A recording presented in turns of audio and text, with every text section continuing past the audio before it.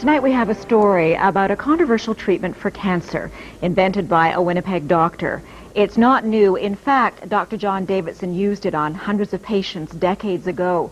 What is new is that some 50 years after the doctor's death, more than half a century after his theories were dismissed as quackery, scientists are rekindling the flame of his research. With more on the legendary cancer doctor, here's CTV's medical specialist, Avis Favreau.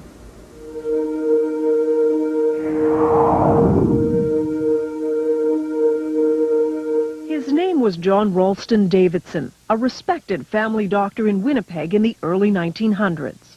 A great scientist as well as a great doctor. And this is Leslie Gurney Bishop, now 88, a journalist who documented Dr. Davidson's controversial treatment for cancer. He never claimed that it cured it, but he said it would arrest it. Davidson spent years studying cancer, writing medical articles on his theories, which in hindsight were remarkable for his time. The doctor described cancer as a dietary deficiency, so he added generous amounts of vitamins to the patient's diet. But he also said it was critical to boost the patient's own defenses against cancer, which is why he developed what he called young tissue extract. Davidson took fertilized hen's eggs just 9 days old and produced a powdered extract, which was then injected into patients with various forms of terminal cancer. Like this boy, diagnosed with lymphatic cancer, notes show that with surgery, vitamins, and the extract, he returned to normal health. Over the years, Dr. Davidson treated hundreds of cancer patients. They all said, the ones I interviewed, all said that it had benefited them tremendously. Some said they were cured. Ruth Burke's father was one of Davidson's more famous patients. Harry Leader, the Member of Parliament for Portage-la Prairie, had been diagnosed with terminal bowel cancer by the Mayo Clinic in the U.S. But under Davidson's treatment, he improved.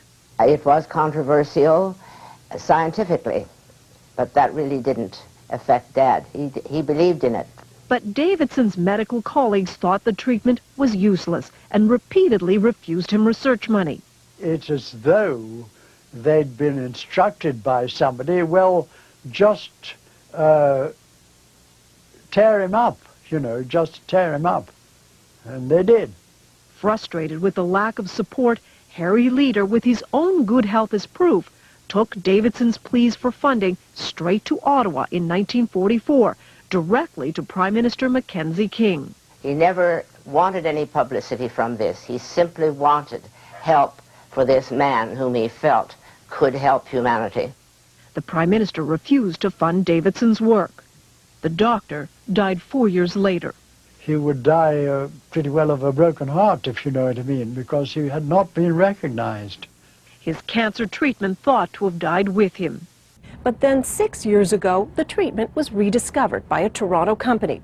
It hired researchers at Dalhousie University to test the theory. Could these embryonic chicken cells really be a cancer treatment? When research began, there was excitement. Davidson's extract, in many ways, could be a cancer vaccine. In 3 studies on mice, the compound apparently shrunk tumors. We have to be careful about raising people's hopes falsely. Jonathan Blay is one of the researchers looking at the revived young tissue extract. Davidson's extract, in many ways, could be a cancer vaccine.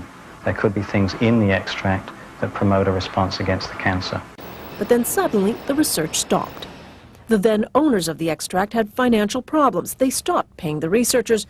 Dalhousie was out some $60,000 and halted the experiments. The university would be interested in continuing the work because the results were very promising. But for nearly 5 years now, the capsules have simply laid on the shelf.